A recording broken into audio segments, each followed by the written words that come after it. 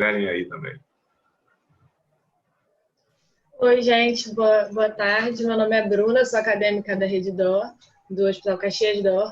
Hoje a gente trouxe um caso clínico, que é um caso clínico muito comum do nosso dia a dia, para a gente poder discutir um pouquinho sobre a atualização do tratamento de diabetes no paciente com doença cardiovascular.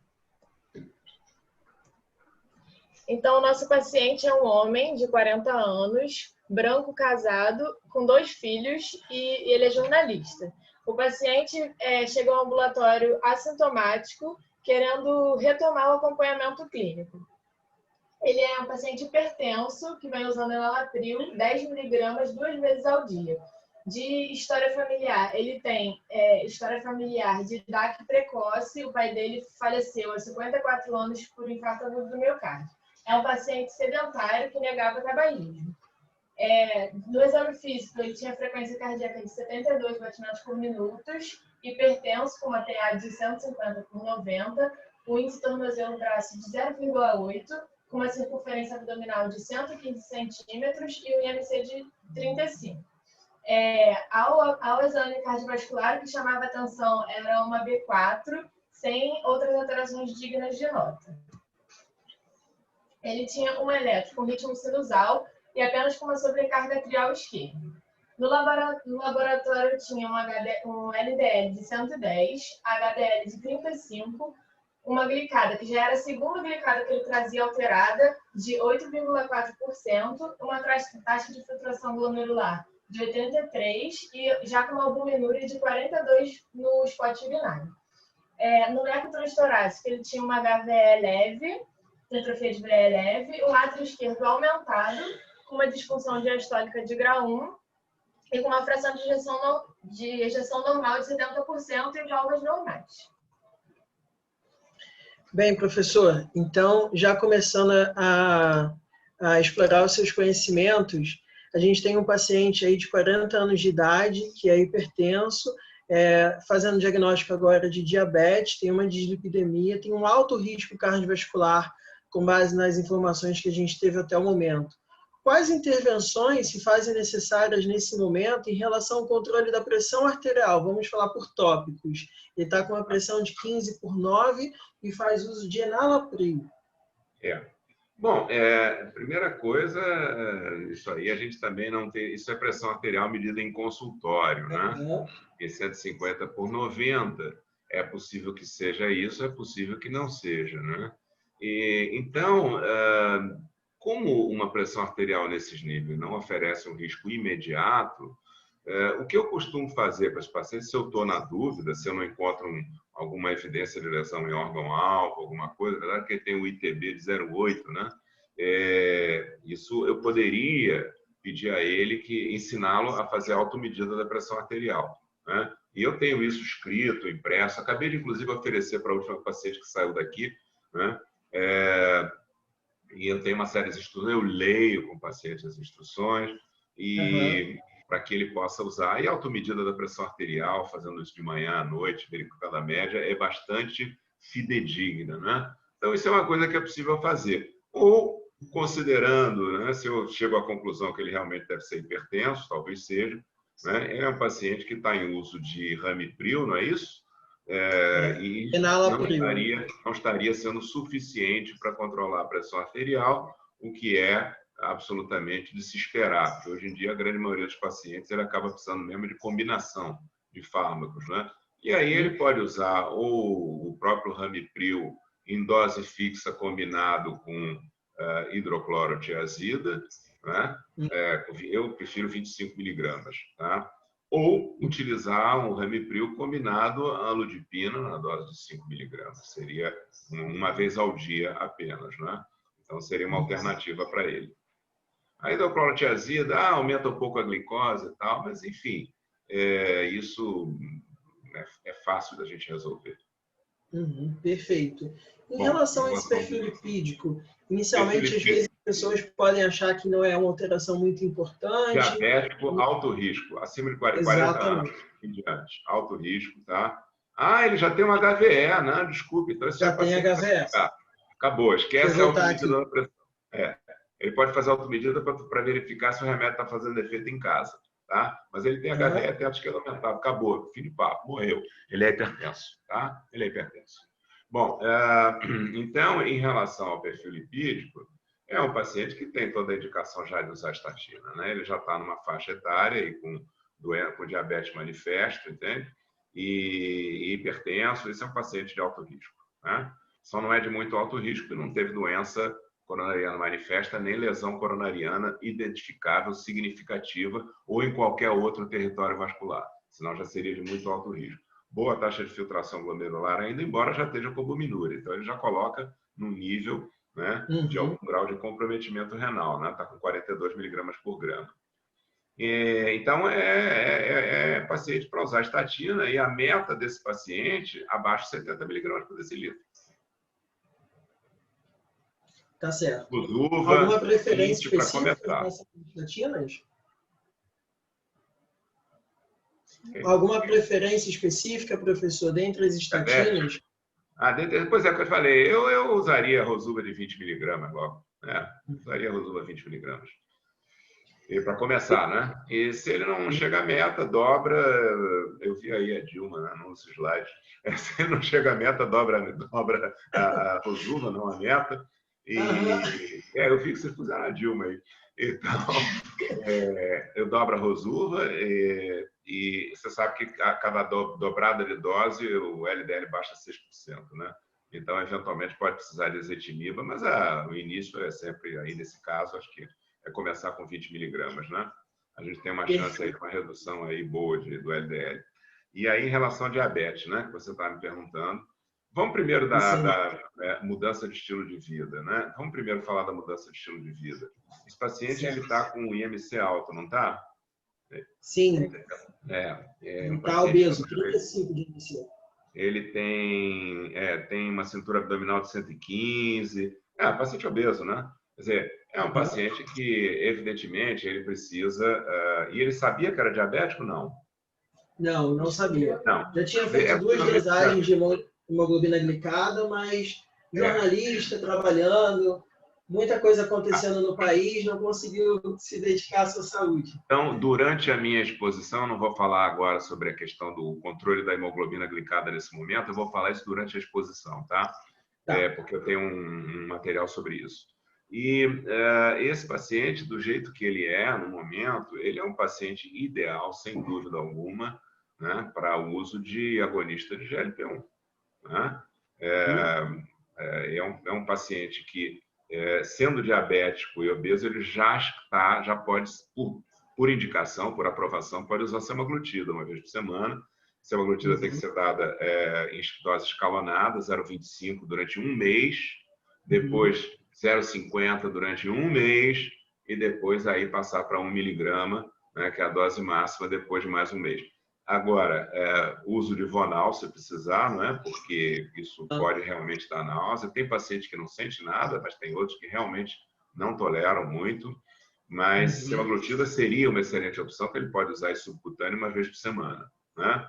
Então, só tem um problema de custo também. Né? Evidentemente, semaglutida é uma medicação cara. A outra possibilidade seria a liraglutida, que é um pouco mais barato, tem que usar todo dia.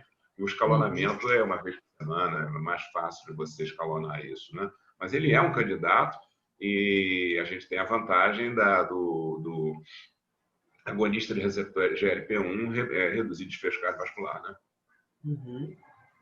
Perfeito. Então, a gente optaria por medicações de diabetes que alterem desfecho cardiovascular, né? No caso, o GLP-1 e a metformina, professor. Sim, claro. Desculpe. A metformina é base. Muito embora a Sociedade Europeia tenha comentado, né, tenha dado até uma reivindicação controversa, mas é um paciente que pode usar 2 gramas de metformina por dia. Seguramente. Tá? Isso é base. Na verdade, todos os estudos, tanto GLP-1 quanto GLP-2, foi sobre metformina. Perfeito. Bem, a gente já sabe que ele é alto risco com base nas informações expostas até o momento, mas existe algum ganho adicional em seguir a estratificação de risco desse paciente? E eu gostaria que o senhor comentasse, por favor,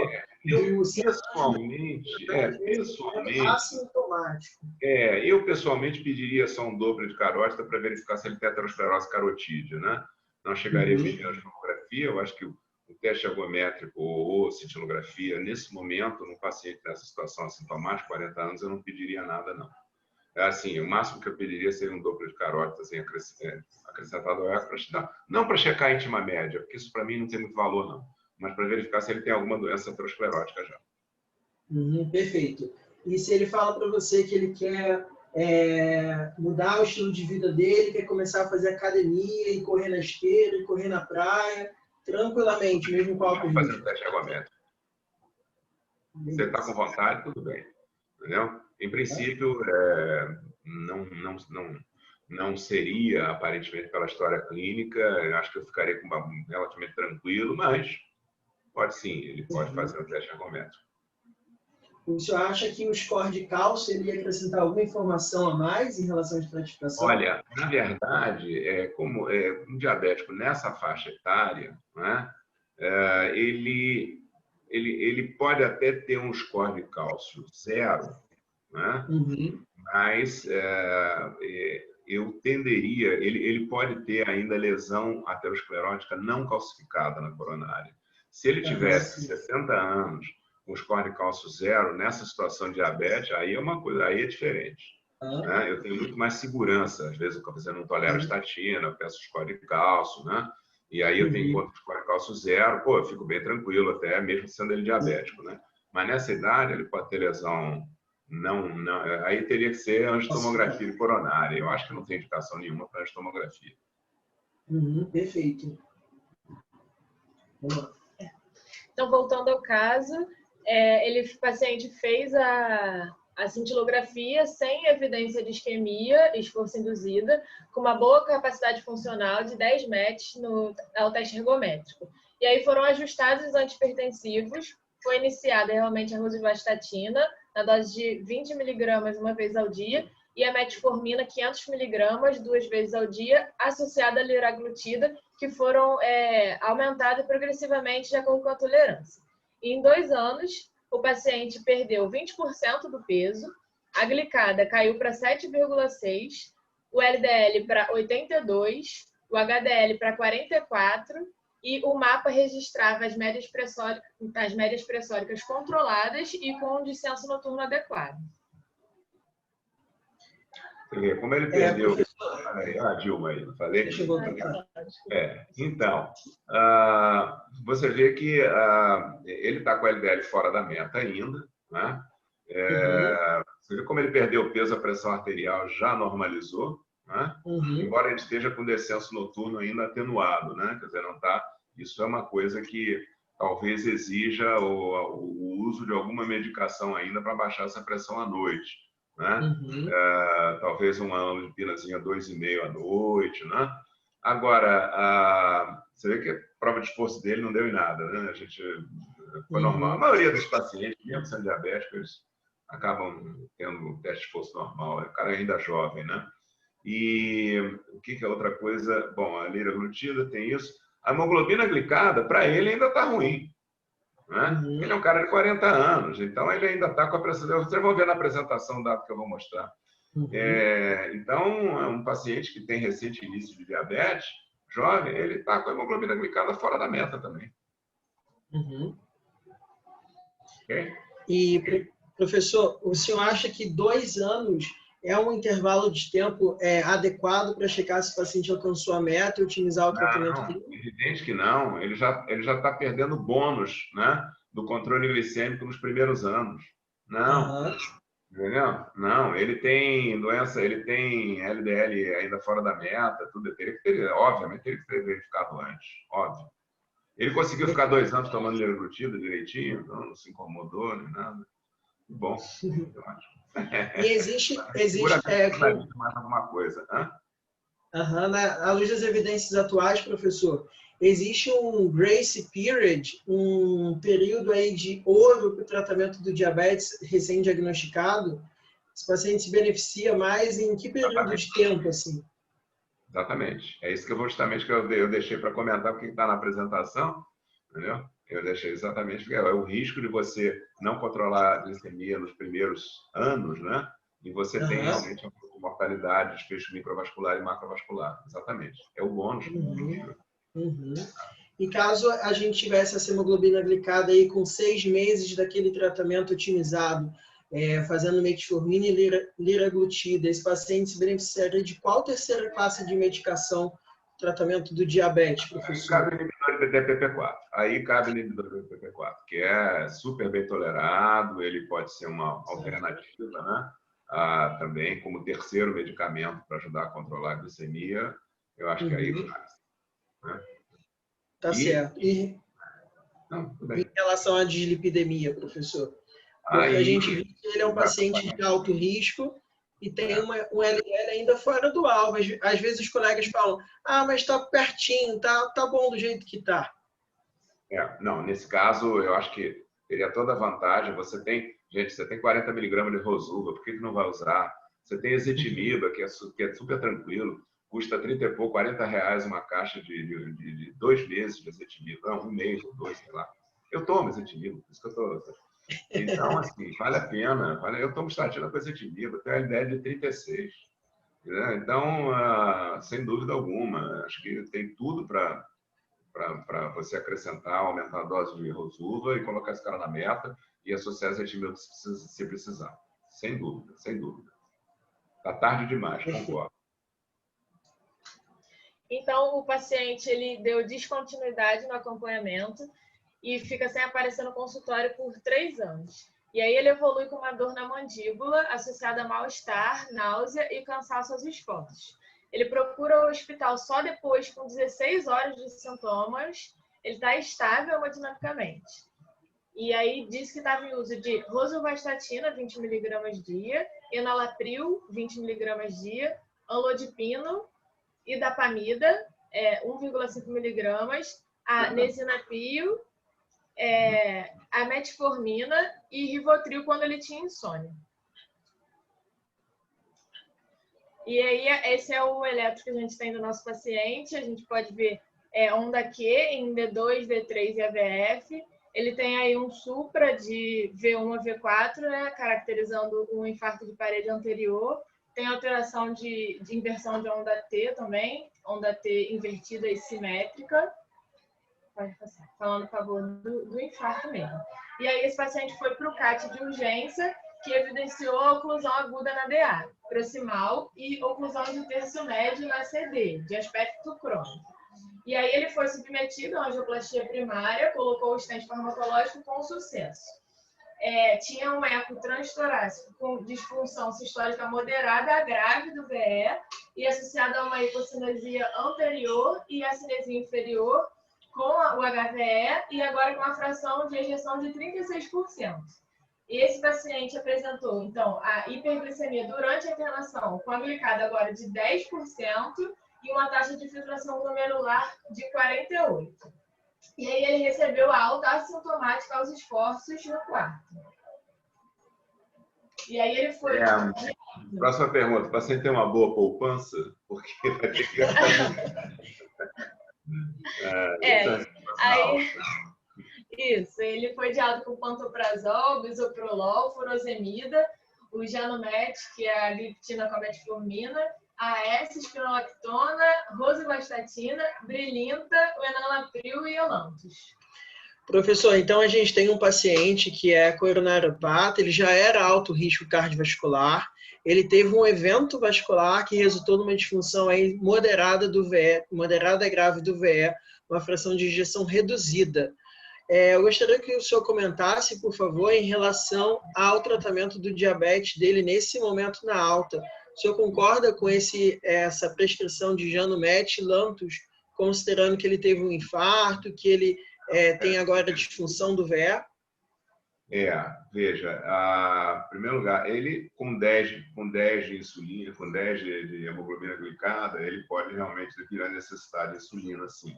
O Lantus, eu acho que nesse momento, pelo menos, está ok. Né? Uhum. Com relação ao diabetes, é óbvio que aí é um paciente que vai ter toda a indicação de uso de inibidor de SGLT2, toda a indicação, e hoje é pilar de tratamento de ciência cardíaca com ou sem diabetes. Entendeu? É um paciente que já tem uma disfunção ventricular aí e tem também, eu não sei como é que está o LDL dele, mas a gente já sabe que a meta dele vai ter que ser abaixo de 50 mg por decilitro pela diretriz brasileira, Por isso que eu estou perguntando se ele tem boa poupança, porque pode ser que ele vá precisar de um inibidor de PCSK9, né? Seja pelo menos candidato a inibidor de PCSK9. Então, ficamos numa situação. Agora, nesse momento, né, se ele continua obeso, até é viável a combinação também, né, do GLP-1, mas enfim, o principal para ele aqui, sem dúvida alguma, é preservar esse rim, porque ele já está com uma filtração glomerular diminuída, né, e preservar, evitar que ele interne com insuficiência cardíaca, né? Então, nesse caso, o beta-bloqueador, espironolactona, o enalapril está numa dose adequada, 20 mg de 12 em 12 horas. Tem indicação de fazer ODAPA ou empagliflozina.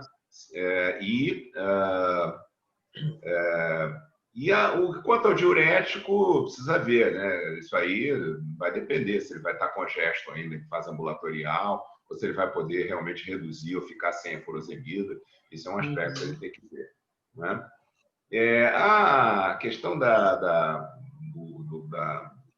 inibidor do DPP4 aí, isso vai depender de como tiver essa glicemia dele, né?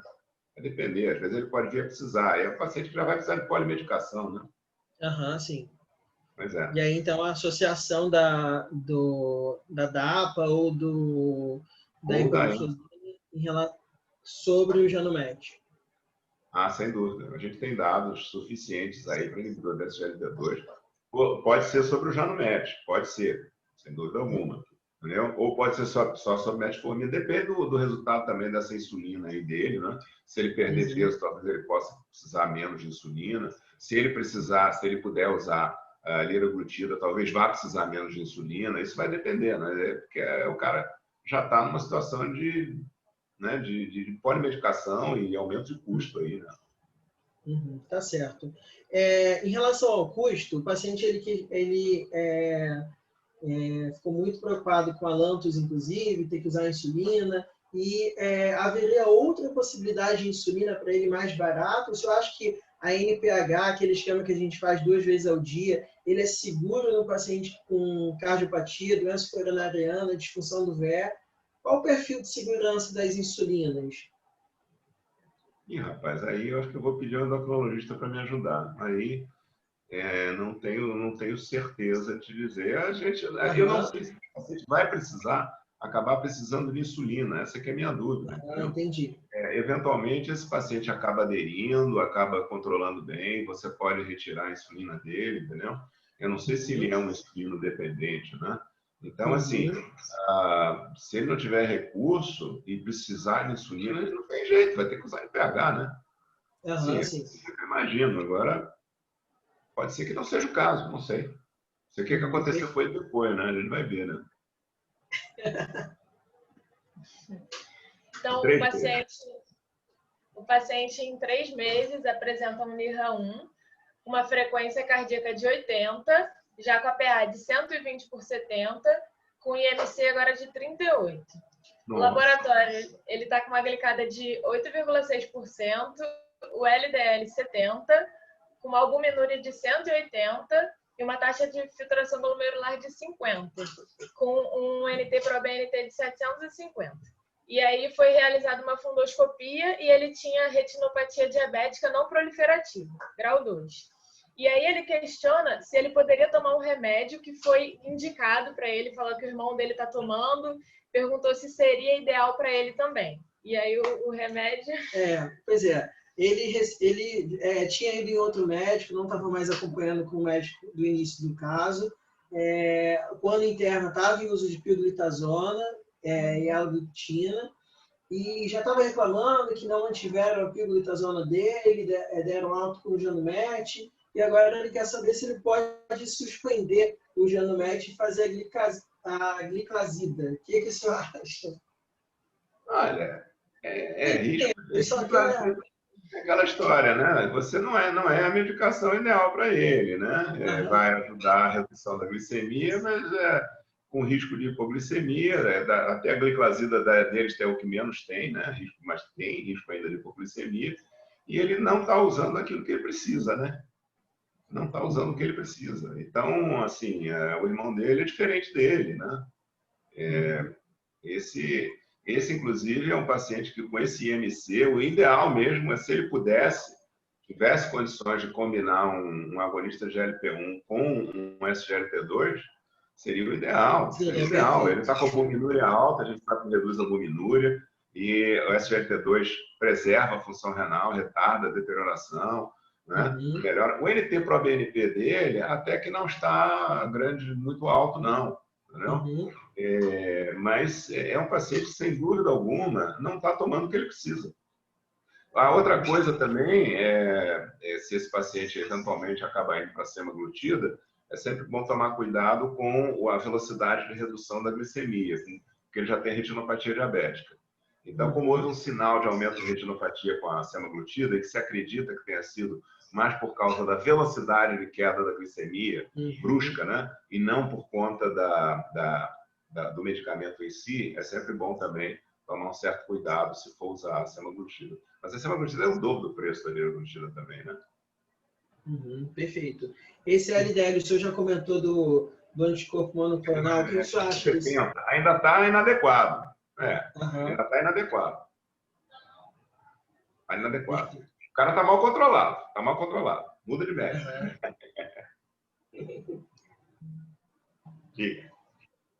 Tá certo.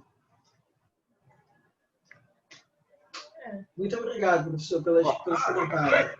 Eu queria saber o que aconteceu com ele, afinal. Agora tem que acompanhar. Né? É o futuro agora. Se foi um de vocês aí, eu falei que muda de médico, desculpa, tá? Não, mas é brincadeira, tá? Mas realmente, às vezes o paciente, veja, o paciente se for de serviço público e tal, a gente sabe que ele não consegue, a gente vai acabar tendo que usar glicazida, entendeu? Você tem hoje uma grande dificuldade de utilizar inibidor de SGLT2, apesar de já ter sido liberado pela Conitec, mas ainda não está formalizado, provavelmente vai ter um paperwork desgraçado, entendeu? Então, isso é um problema. Ele é um paciente, infelizmente, é um paciente que necessita, né, de medicação de suporte, e se não a tiver, ele vai evoluir mal. Mas é isso. Então, pelo menos a gente tem um apanhado do que seria o ideal, né? Perfeito, professor. Muito obrigado.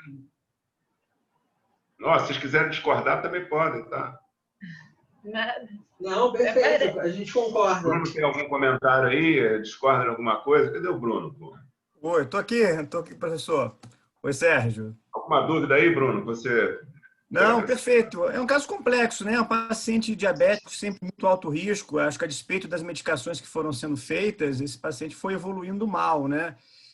Talvez aí sirva como lição alguma coisa em relação à inércia terapêutica, ou não a inércia terapêutica, e sim a velocidade, né, de ajuste das medicações, mas traduz aí um fenótipo de pacientes muito graves, né, diabéticos, às vezes com uma história familiar, talvez com um alto grau de aterosclerose, embora a sua indicação inicial não fosse de estratificação, que o paciente era assintomático, ele ainda assim foi estratificado, a estratificação foi negativa sobre a doença aterosclerótica obstrutiva, e ele ainda assim fez um evento, provavelmente fez um evento coronariano secundário, alguma placa aí mole, instável, típica do paciente diabético mais jovem, né? E daí até um dos motivos que a gente hoje em dia é mais liberal com a angiotomografia de coronárias, mas desde que o paciente seja sintomático, né? Ele era um paciente dito assintomático, portanto, não existia a indicação de fazer angiotomo de coronárias, mas a gente muito no Caxias. Já devia ter a lesão coronariana ali e até esforço foi normal. Exatamente, né? Porque ele não tinha doença obstrutiva, né? Mas ele possivelmente já teria uma aterosclerose mais precoce que instabilizou. E a gente no Caxias do Ar, a gente tem o hábito de fazer com bastante frequência nos pacientes que internam com dor torácica a esclarecer, principalmente jovens com fatores de risco, a estratificação por angiotomografia de coronária, justamente para a gente poder pegar mais precocemente essas placas, que às vezes são placas pequenas, mas que merecem já um tratamento aí, pelo menos de mais intensivo em relação a controle de colesterol, eventualmente até utilização esse paciente não utilizava antiplaquetários, e também acho que não precisaria no primeiro momento, né? Porque em nenhum momento até o evento dele foi identificado a aterosclerose obstrutiva. Então, isso denota a complexidade dos pacientes diabéticos e a atenção que a gente tem que ter desde o início do acompanhamento, né? E acho que realmente a polifarmácia dele aí ficaria sempre muito caro, né? A utilização dessas drogas, depois acho que você agora fazendo a sua apresentação, até para esclarecer um pouquinho para as pessoas do que se trata cada uma delas, realmente é um tratamento muito caro que poucos têm acesso. Mesmo o serviço privado, acho que dificilmente a gente consegue tratar esse paciente plenamente, né? Não é isso. Mas eu acho que foi perfeito essa introdução desse caso, Thiago e Bruna, parabéns. A gente já poderia passar para os teus slides, Sérgio, e aí no final a gente volta para fazer perguntas aí sobre a tua apresentação e o próprio caso clínico. Tá certo. Bom, então, gente, cadê o apontador aqui? Não tem? Esse aqui, em geral, às vezes no Zoom tem, né? Um apontador. Vocês já estão vendo a tela, né?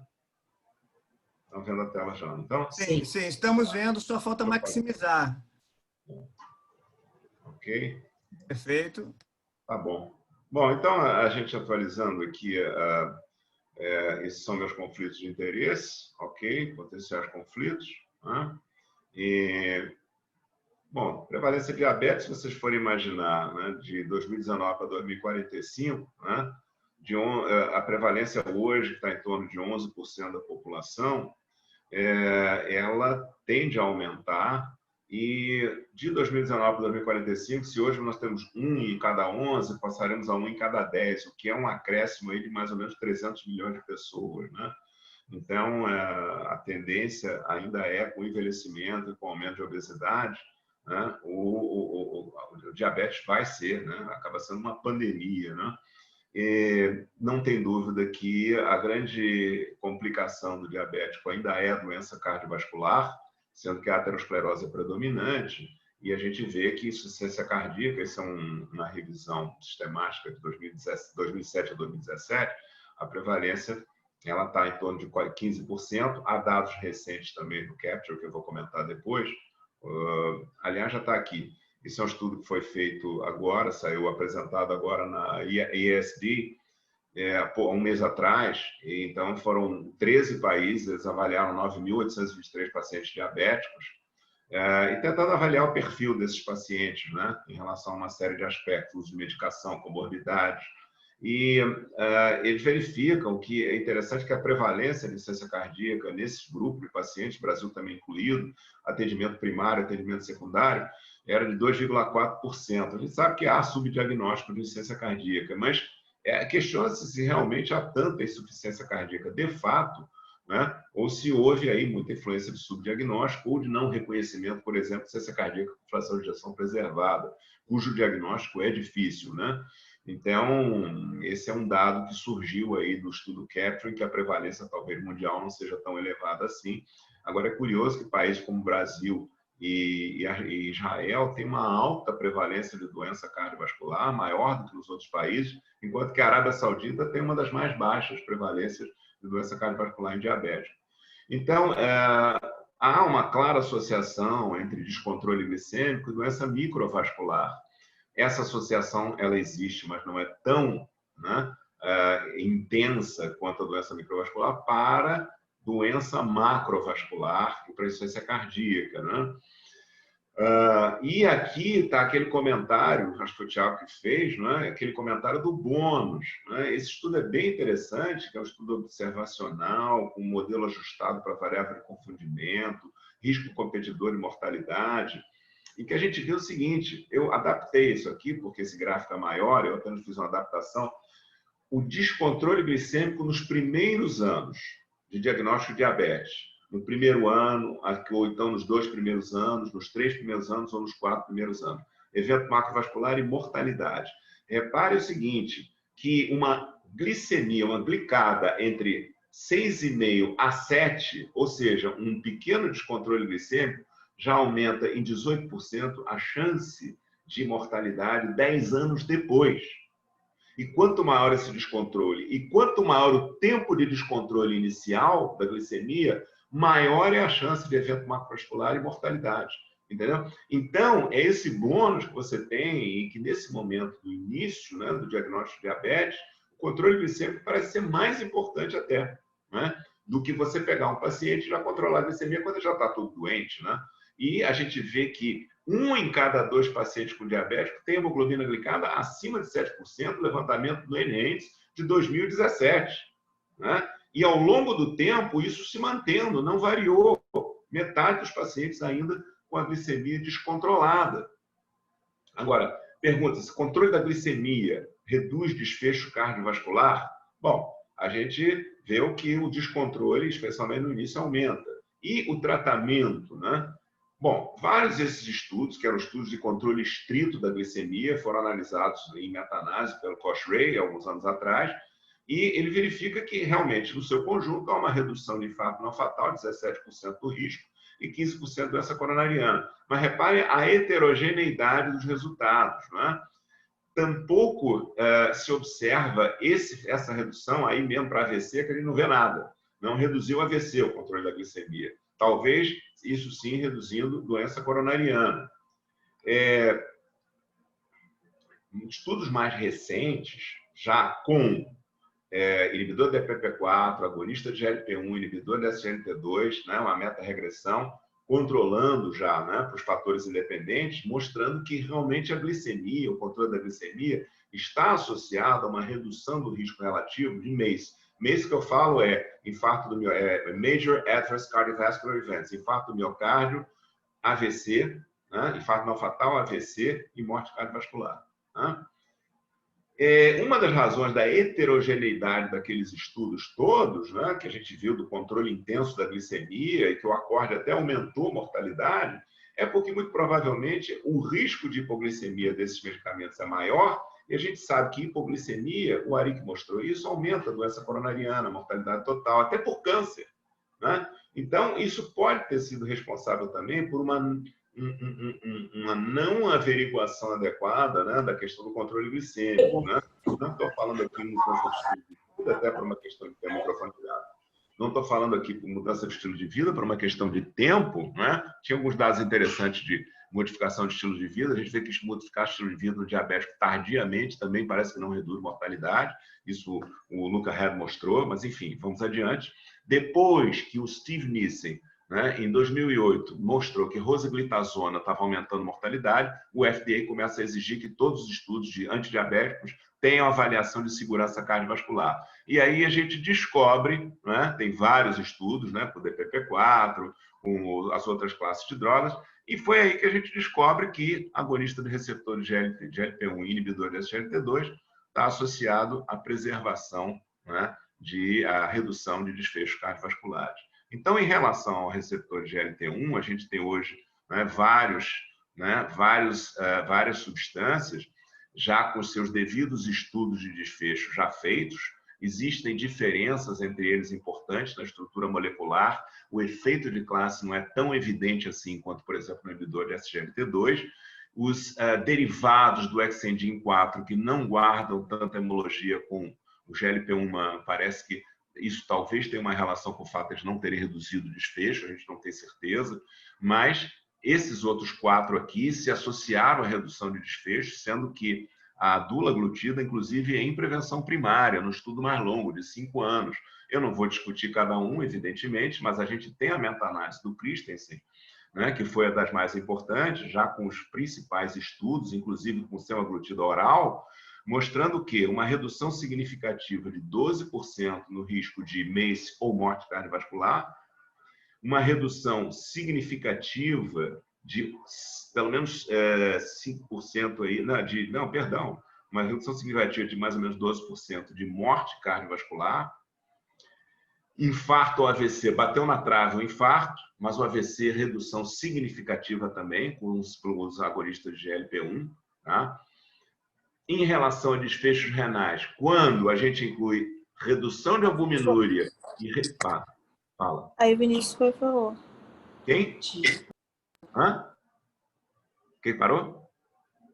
Alô? Pode prosseguir, professor, foi só interferência, desculpe. Tudo bem. Com relação a desfechos renais, quando a gente vai olhar albuminúria mais preservação de função, redução de velocidade de deterioração, aí é um efeito significativo, 27% de redução de risco. Quando a gente separa a albuminúria, aí deixa de haver um efeito significativo de preservação de função renal. Então, GLP-1, ele reduz a albuminúria, isso talvez possa até estar ajudando a diminuir o desfecho cardiovascular, mas no que toca à preservação de função renal, o campeão mesmo é o inibidor de SGLT2. Né? É interessante que o Harmony, por exemplo, que foi um estudo com albiglutida, e a albiglutida não reduziu o peso corporal nem pressão arterial sistólica, e por isso foi retirada do mercado, porque não tinha competitividade. Entretanto, você vê que mesmo assim não reduziu significativamente desfecho cardiovascular, reduziu MACE. Tá? Então, o que acontece? É uma ideia, isso aqui já dá uma ideia, que esses efeitos parecem ser independentes, né, de redução de peso, redução da pressão arterial. Há uma tendência hoje a acreditar que o efeito anti-inflamatório, isso vem sendo demonstrado em vários estudos, aqui no SUSTEN 3, redução do PCR, nos Pioneers, com semaglutida oral, redução significativa de PCR, e outros também efeitos, mas principalmente talvez uma atividade, né, sobre o fenômeno inflamatório esteja realmente importando, influenciando essa redução de desfecho cardiovascular com o agonista de GLP-1.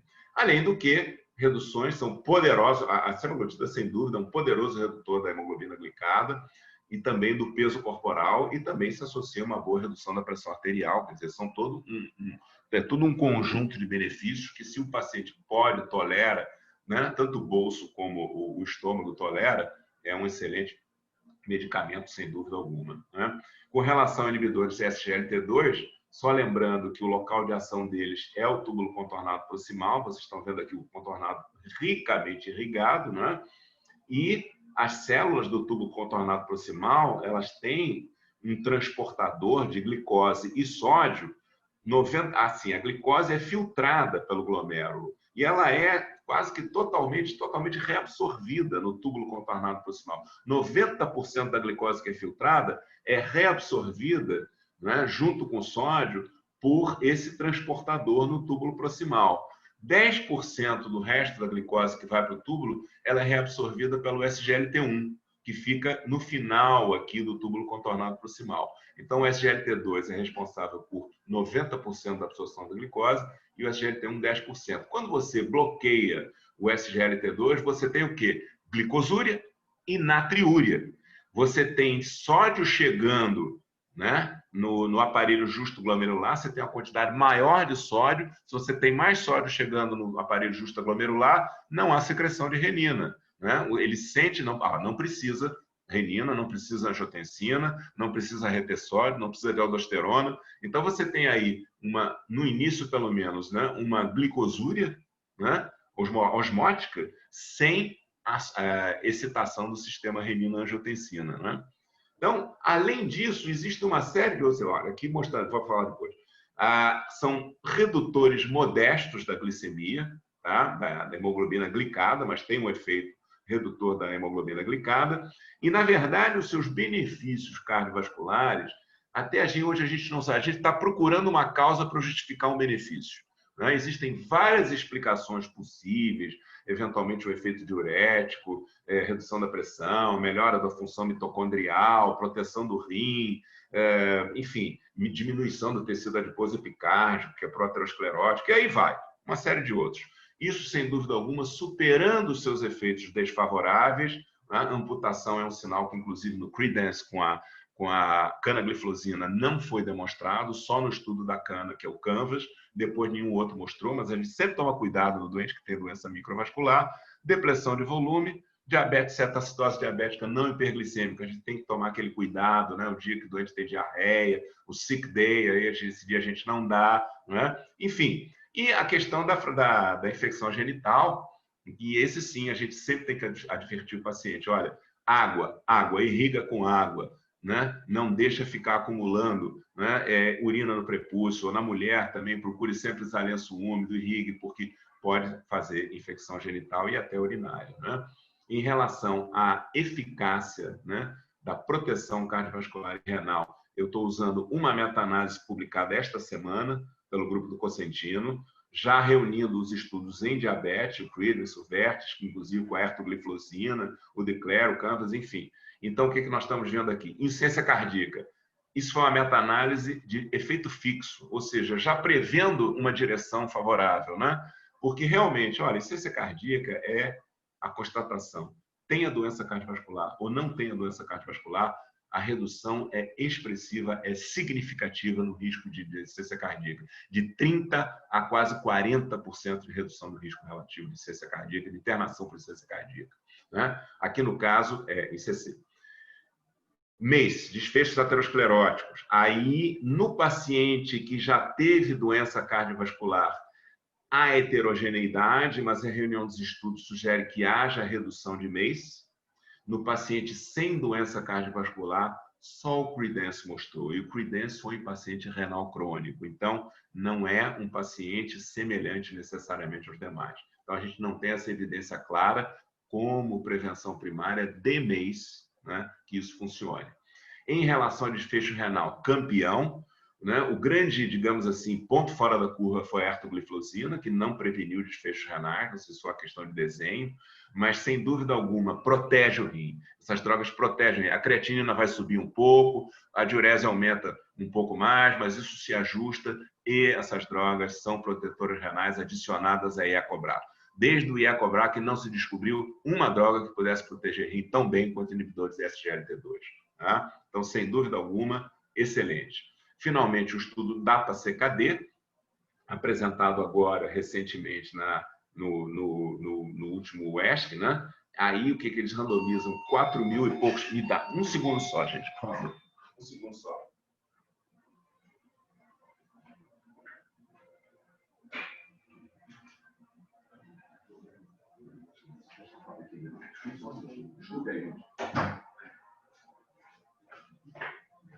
Desculpe, gente, estou fora da bola.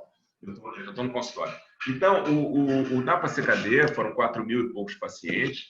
Repare que a taxa de filtração glomerular de base já é mais baixa, o que nos dá um pouco mais de segurança, 25 ml por minuto por 1,73, DAPA-10 versus placebo. Desfecho primário, queda de 50% na filtração glomerular, doença renal terminal, morte por insuficiência renal, doença cardiovascular.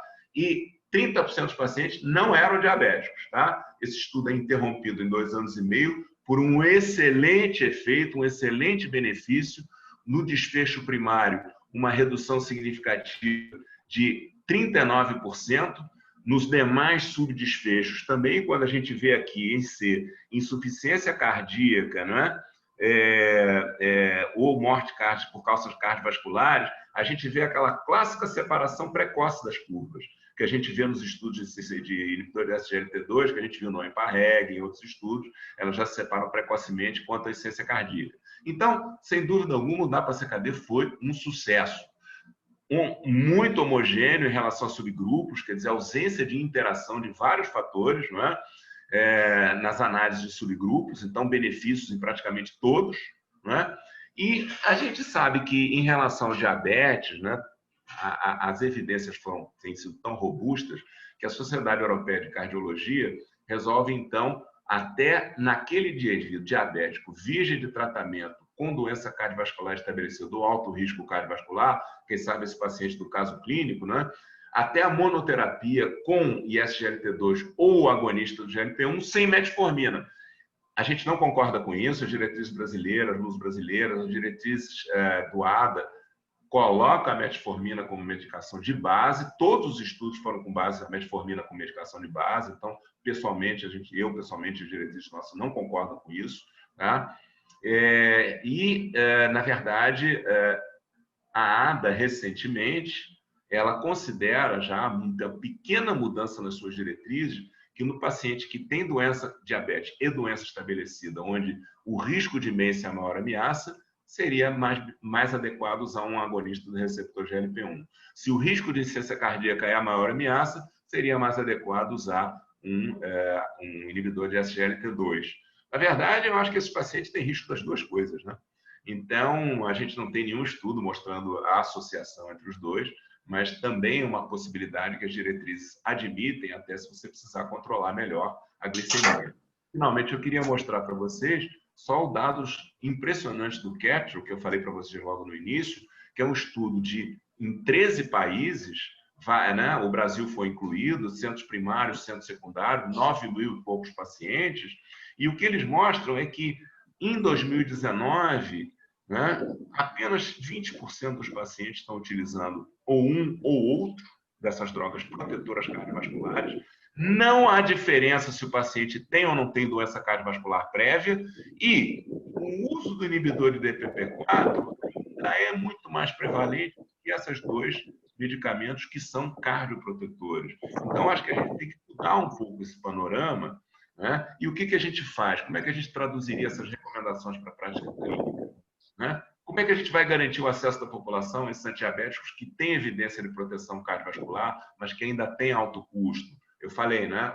A dapagliflozina foi aprovada pelo CONITEC, mas a gente ainda não tem uma formalização disso. Qual é o paperwork que vai se ter? Não é? Como é que a gente reduz inércia terapêutica, educação médica continuada? Né? Leva um tempo, realmente, a gente sabe. Quanto tempo levou para a estatina ficar, né, incorporada definitivamente ao tratamento desses pacientes? Até hoje, se a gente for ver no estudo Capture, 50% dos pacientes diabéticos sem doença cardiovascular não está usando estatina. Né? Temor de medicação é do médico, é do paciente. Né? A gente vai ter semaglutida oral também agora, mas, enfim, tem muito médico que não gosta de dar injeção, não gosta de dar injeção subcutânea. Eu acho isso uma bobagem. Eu nunca tive problema aqui com ninguém. Né? Então, assim, acho que a gente tem um grande caminho para andar. Eu acho que, enfim, o que eu tinha para falar para vocês era isso, né? O assunto ele não se esgota aí, tem muito mais coisa para a gente dizer. E esqueci do meu último slide, olha o Twitter. Opa, já tiraram, né? Mas você tem o Twitter, pode me seguir no Twitter. Eu adoro o Twitter, eu sigo um monte de gente no Twitter e me atualiza. Né, Bruno? A gente se atualiza bastante no Twitter, né? Compartilhar de novo, professor, não tem problema. Compartilha lá, por favor, para aparecer no Twitter. Cadê? Tá aqui, olha aí, @pabeda1. Quem quiser pode me seguir no Twitter. Eu ando meio quieto no Twitter ultimamente, eu tô cheio de trabalho para fazer, então eu Boa noite. muito, né? Mas continuo acompanhando. Deixa eu descompartilhar a tela, então. Ok, gente. Então, se tiver alguma dúvida aí, algum comentário. Bruno. Então, Sérgio, um parabéns brilhante pela apresentação, como sempre, né? Eu queria só que você fizesse alguns comentários, né? Primeiro, em relação a quem hoje em dia, né, um paciente diabético, né, recém-diagnosticado, né? Quem é o dono desse paciente?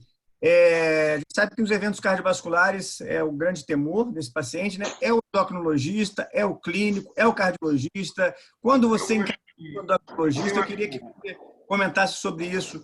Temos aqui uma plateia de bastante cardiologistas, mas também temos alguns acadêmicos de medicina aqui, para que você colocasse esse seu posicionamento. Obrigado, Walter, pelo comentário. Olha, eu acho que, assim, o endocrinologista, né, a gente costuma comentar que o endocrinologista tem uma visão muito glucocêntrica, né, do paciente diabético, e que, na verdade, isso ele mudou essa visão, mas não necessariamente com uma polarização, né? É você seguir no caminho exatamente oposto e partir para uma visão cardiocêntrica, de risco cardiovascular. Eu acho que as duas coisas são importantes. Questão de mostrar a importância desse controle glicêmico precoce do paciente recém-diagnosticado e o quanto que ele pode ajudar, né, a reduzir o desfecho cardiovascular nos anos subsequentes. Então, eu tenho a impressão que isso é uma doença que deve ser compartilhada, né? E acho que o clínico também ele deve ter um conhecimento, né, mais amplo sobre a doença, de tal maneira que ele possa não deixar o que aconteceu, por exemplo, com esse paciente, em que, na verdade, ele estava fora da meta, levou 2 anos, né, para ser reavaliado. E isso a gente tem que ter esse paciente na mão, né, seguros. Porque, no final das contas, quando você já pega ele muito doente, ele já está cheio de polimedicação, é difícil de tratar, o rim está ruim, o coração está ruim, os vasos estão ruins, polivasculares, é uma loucura, né? É dos dois.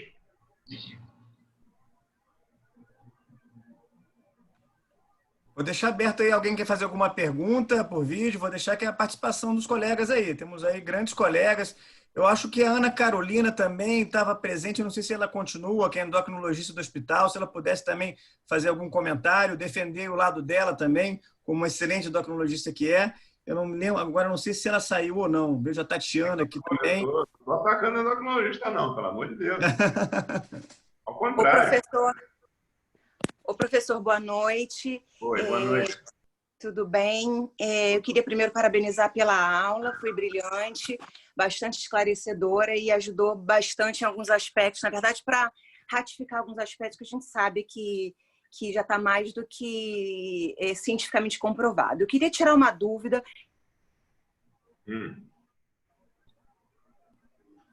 Tatiana, cortou o teu áudio, Tati. Tati, teu áudio cortou. Tati. Oi, Isso. voltou? Oi. Agora voltou. Voltou. Vocês escutaram até... Então vamos voltar um pouquinho. Tirar uma dúvida. Isso. A dúvida seria, professor, com relação a uma opinião pessoal e até realmente opinião de especialista mesmo, com relação à utilização dos inibidores do SGLT2. Paciente para prevenção primária e paciente com insuficiência cardíaca. O senhor tem alguma preferência em relação a... A gente sabe que os benefícios são da classe, mas o senhor tem alguma preferência no que diz respeito? Prevenção primária, usar dapaglifosina ou empaglifosina é a mesma coisa para insuficiência cardíaca? O que a gente tem é dados de estudos, né? Então, na verdade, o DECLARE foi o único estudo onde a gente viu que a dapaglifosina foi utilizada, né, e como prevenção primária de insuficiência cardíaca, né? Usa uma proporção de mais ou menos 65% dos pacientes, né? Eles não tinham evento cardiovascular, não tinham doença cardiovascular prévia, se não me engano, 65%, e você teve redução de risco de insuficiência cardíaca. Então, com esse objetivo, nós só temos a evidência da DAPA, né? A empaglifosina eram pacientes com doença cardiovascular, até mais graves, no EMPA-REG, né? No Cambridge, você tinha 30%, né, de pacientes sem doença cardiovascular prévia, 70% tinham doença cardiovascular. Então, a evidência mais concreta que a gente tem é essa. Tanto que no DECLARE, inclusive, não houve redução de MACE, né? Houve redução de risco de insuficiência cardíaca, mas não de MACE.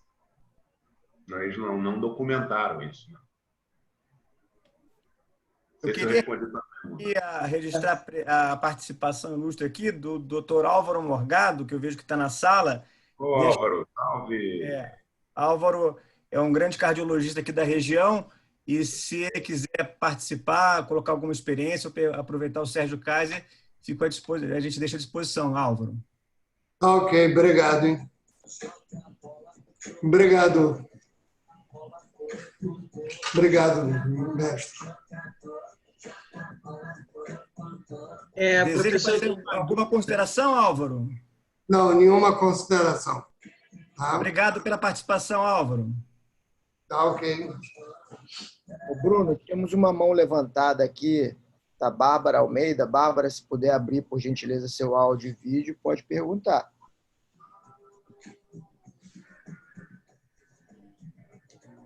Boa noite. Eu não consigo abrir nesse momento o meu vídeo. Meu celular está acabando a bateria. Eu queria saber qual é a experiência que o Dr. Kaiser tem em relação... Bom, primeiramente, parabenizar. Obviamente, a sessão está sendo excelente. Segundo, perguntar a experiência que o Dr. Kaiser tem em relação a gente fazer a educação do paciente e o quanto esses pacientes costumam ser, esses pacientes diabéticos, ainda sem algum evento cardiovascular importante, como o paciente do início do caso, o quanto que eles costumam ser aderentes ao tratamento. Acabou de sair um paciente daqui hoje, com um barrigão desse tamanho, coronariopata com stent, e ele fazia uso de liraglutida, já estava com 1,8, tinha perdido 8 quilos, né? Parou de usar. Por quê? Porque parou. Ele já engordou 8, os 8 de volta, né? A camisa já não estava abotoando direito, tá? Parou por quê? Porque parou, não sei. né? Eu deixei de falar alguma coisa, deixei de explicar alguma coisa? Não. Então, às vezes, você se depara com isso. Por mais que você insista, ele não podia, não tinha condições financeiras para comprar leilão. Não, tinha condições sim.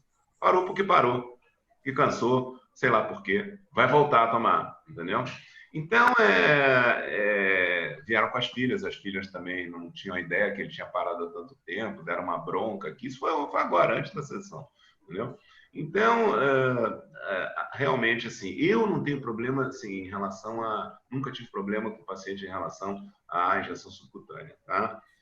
Pelo menos eu nunca tive problema. Tem gente que tem, mas eu acho que sempre é uma coisa... É claro que com o uso diário, o uso de dieta era chato, porque tinha que usar 2 vezes ao dia.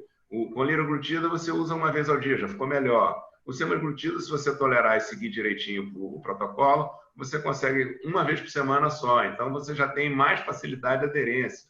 Talvez agora com a oral fique mais fácil. Com relação ao outro problema de aderência que eu vejo é a polimedicação. Quanto menos antihipertensivo você usar para controlar a pressão, combinação em dose fixa, né? Quanto maior, se você puder usar uma estatina só, não precisa associar ezetimiba, enfim. Mas não adianta, diabético é paciente polimedicado, entendeu? É polimedicado. Então, você às vezes se depara com isso. E aí, quando entra a questão financeira, aí pronto, aí não teria o que discutir, né? Você tem que usar o que é possível. O que é possível. Ô, Sérgio, eu gostaria de fazer... Obrigada, doutor Kaiser. Não sei se eu respondi a você, né? Não sei se eu tivesse algum comentário a mais a fazer aí sobre isso. Ô, Bruna, fala para a gente aí de onde que você é, por favor. Bruno é do Caxias d'Or. Desculpa, Bárbara. Bárbara. Perdão, doutor Jair, eu sou do Caxias d'Or também, sou plantonista de lá. Opa. Da unidade coronária. Legal. Gostaria de fazer uma pergunta ao professor.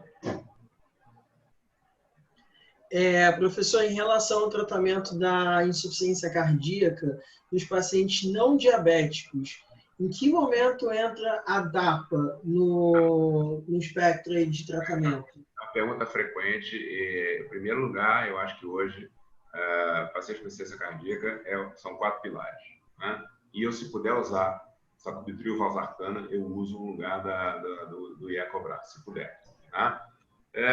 A DAPA entra direto, né? Eu já tive paciente, embora não seja isso, os estudos não tenham sido em pacientes internados, eu já tive paciente que saiu do hospital com sacubitril valsartana na menor dose, no primeiro episódio de insuficiência cardíaca, sacubitril valsartana na menor dose, né? DAPA, espironolactona e beta-bloqueador, né? O primeiro episódio, se você conseguir controlá-lo, evitar que ele interne novamente, você já tem um grande ganho, porque a cada internação ele vai piorar, né? Ele vai inflamar, vai piorar.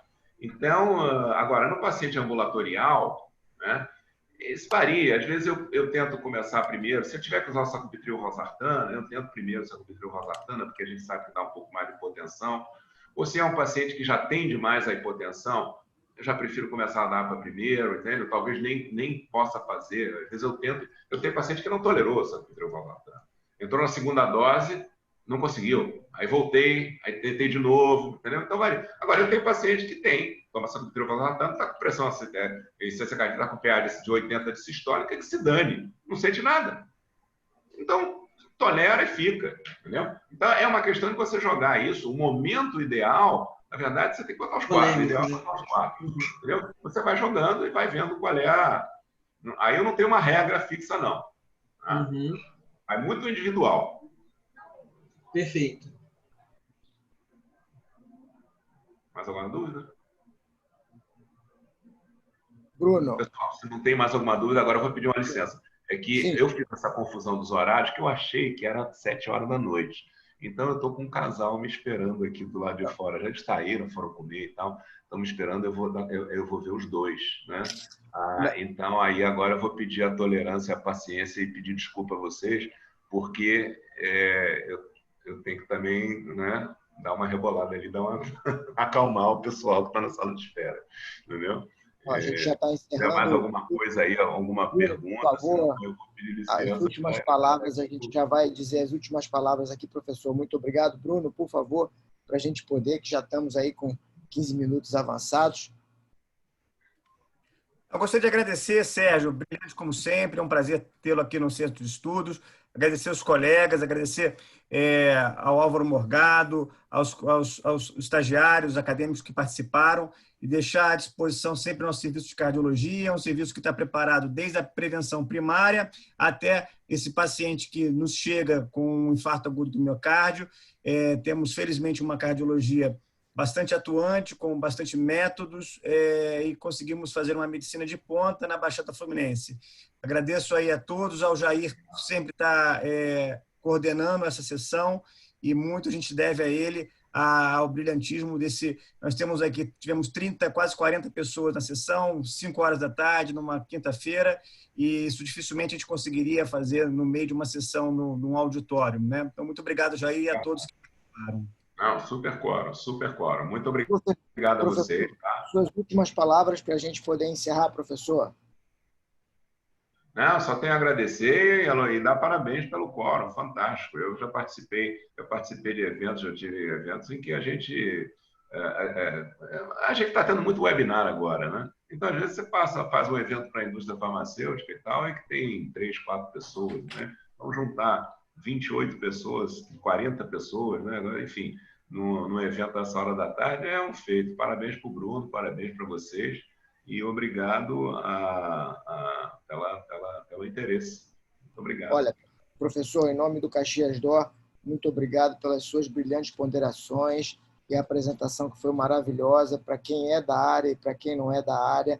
Também a apresentação da Bruna e do Tiago, o Bruno mediando tudo isso, e as participações da Tatiana, da Bárbara Almeida, que está sem a imagem, por isso não me lembrei, e o doutor Álvaro Morgado, que muito contribuíram para essa sessão nessa quinta-feira, como o Bruno disse, só dizendo que isso não é um trabalho solitário, né? O Bruno e a Luciana, nós coordenamos esse centro de estudos com o apoio da direção do Caxias Dó, doutor Walter Malulho, doutor Júlio Fonseca, e parabéns pelo seu dia, professor Sérgio Kaiser.